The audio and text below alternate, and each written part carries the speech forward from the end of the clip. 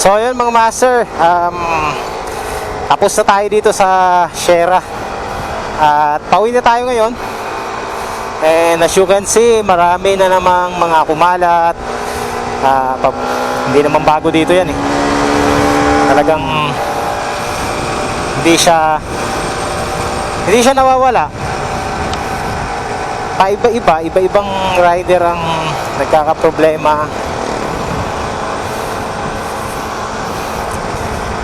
Pero pare-pareho ang attitude sa pagdadrive. Mga hindi nag-iingat. And syempre, ang main factor dyan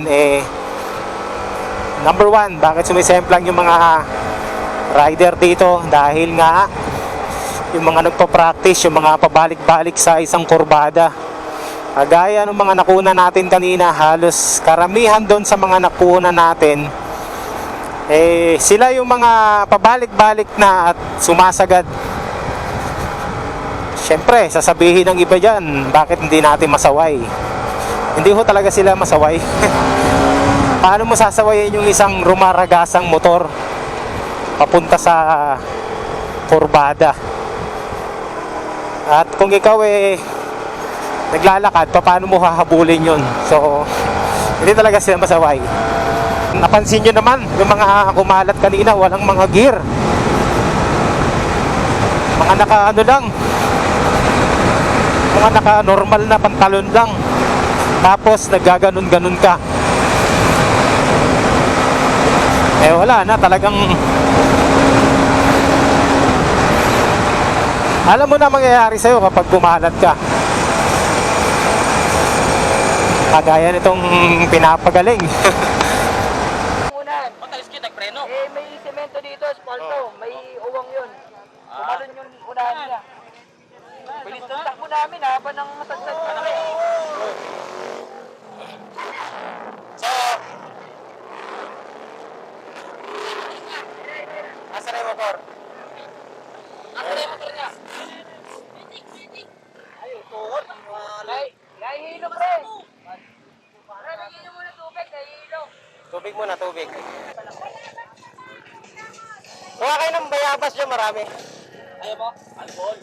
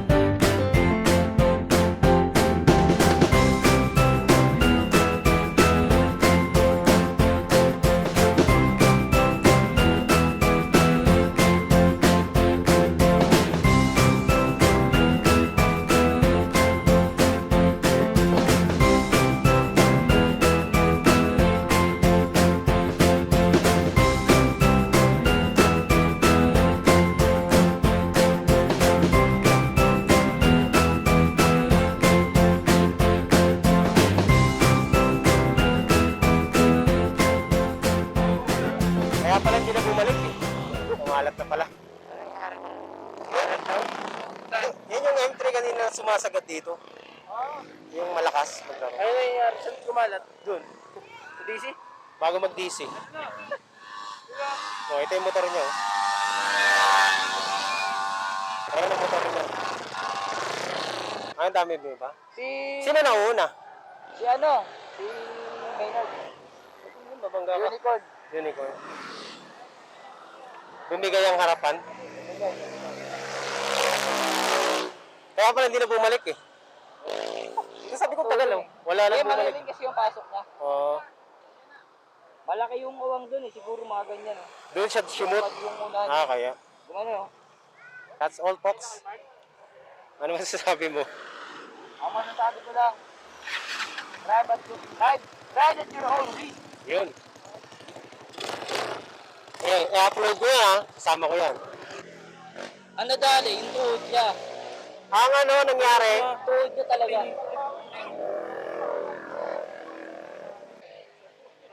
Nagalanganin nga to, papay.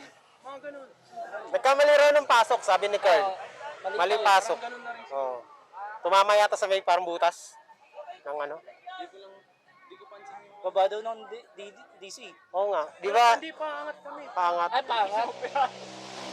Yung ano doon, yung kalsada, yung dalawang kulay. Ay, yung pala doon. Doon nga siya sa gitna ng, sabi ni Carl, doon siya sa gitna ng kulay. Oo. Yun. Ano na? Sige na, kakap ka na. Ulan eh. Hindi yan. Asa ano?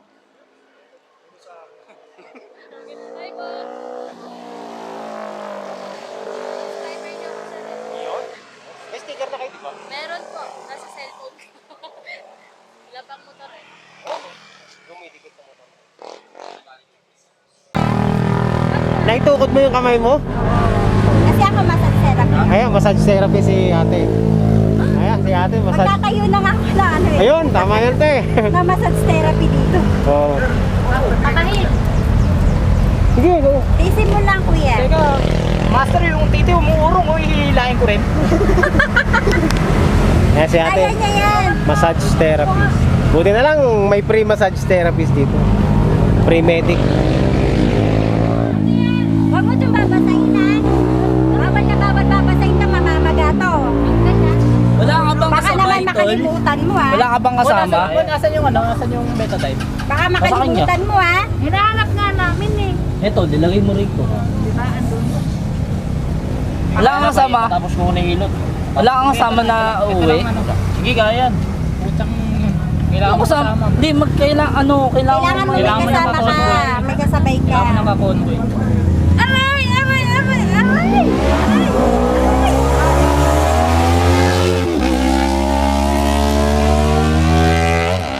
Si ano? Pangalan na ito? Yes.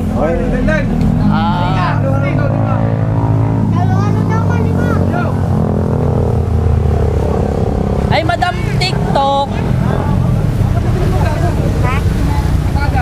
Aray! Si Madam TikTok. Aray! Aray! Aray! Aray! Aralagay! So, yun nga, ang mga pangyayari dito sa Marilake.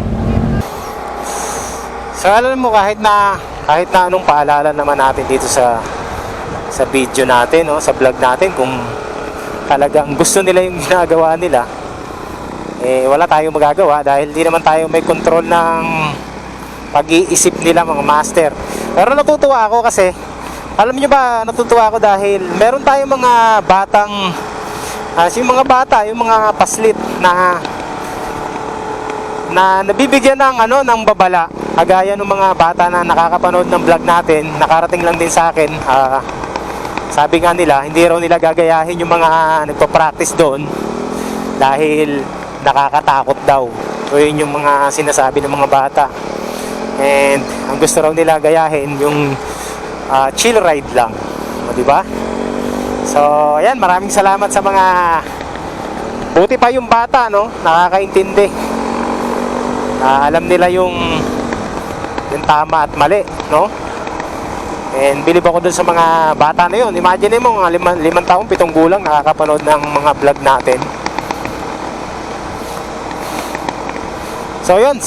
At least, kahit pa paano, mga bata pa sila, nabibigyan na natin sila ng babala na huwag gayahin yung mga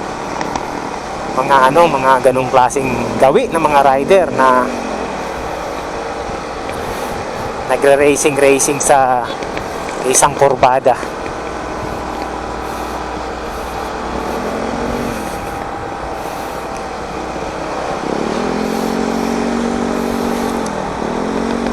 O siguro Hindi nyo maintindihan to, no? Sa mga maiinit pa sa silinyador. Hindi maintindihan to ng mga kabataan na mahilig mag-racing dahil ang isip nila talagang ang focus nila yung magpasikat, ang bumangking, yun ang focus nila eh. Pero sa mga matatagal na dyan at saka nagsawa na, hindi mo na maiisip yung mga ganong bagay na magpasikat, magpatakbo na matulin. Paminsan, hindi tayo malinis. Paminsan, ginagawa rin natin yan pero with control. Talagang control natin yan. At ginagawa natin yung minsan nagpapatakbo tayo ng matulin pag wala tayong mga kasabay. Ayoko nang may kasabay. Ayoko makipag... Uy, ano yun sasakyan? Hala. Ayoko makipag-unahan sa kanila. Kasi tayo minsan, pag may mga kasabay tayo at matutulin yung kasabay natin, nadadala tayo. Nahihila tayo ba?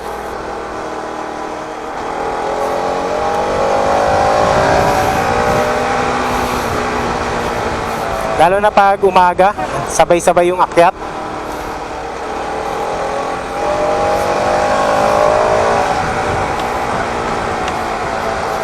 Real talk ko na kayo ha. Ano bang mapapala mo kapag nagpabalik-balik ka sa isang kurbada tapos nagpasayad ka ng tuhod? Wala ka naman sa racetrack, nasa public road ka. So ano ba ang mapapalaan natin dyan? Fulfillment? Improvement? Ano ba? Wala no? Pag sumemplang ka, ano mapapalaan natin? Gastos. Sakit sa ulo. Lalo na kapag meron kang kasalubong o may nabangga ka. Yun ang mapapala natin. So ano bang dapat gawin? Actually alam naman natin na no? Alam naman na, matatanda na kayo malalaki. Yung mga isip na yan nasa tamang edad na yan. Alam nila na pwedeng makadamay, pwede silang madisgrasya. Walang magaling sa public road, lalo na kapag ganyang na nagpa-practice ka, ginagawa mong praktisa ng public road.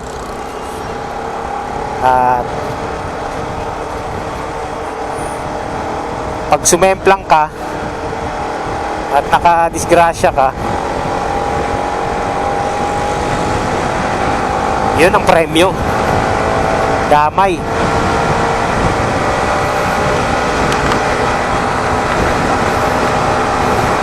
Kaya hanggat maaga pa, dun sa mga wala pang record dyan, mag-isip-isip na kayo. Kasi hindi sa lahat ng oras ng pagpapractice mo dyan, tawag nito, laging maganda yung pasok mo. Minsan talagang merong time na magkakamali ka Ang hirap magkamali dun sa part na matulin ka tapos may kasalubong ka pa. Yun ang mahirap. Agaya ng mga umalat kanina, walang mga gear. Ang tutuli magpatakbo. Ayun, sa sobrang tuli magpatakbo, sumagad yung motor sa limit. May kinalagyan. Tapos anong sagot? Sanay sila sa ganun, pero nung ginagamot na, halos umiyak na. Masakit O di ang premyo mo, damage sa katawan, sugat. Yun lang naman mga master ang dyan, ang magiging premyo mo dyan sa Marilaki. Pero kung chill ka lang, kagaya ng ginagawa natin, na pagra-ride, chill lang, uuwi kang maayos, buo, at walang problema. Nag-enjoy ka pa.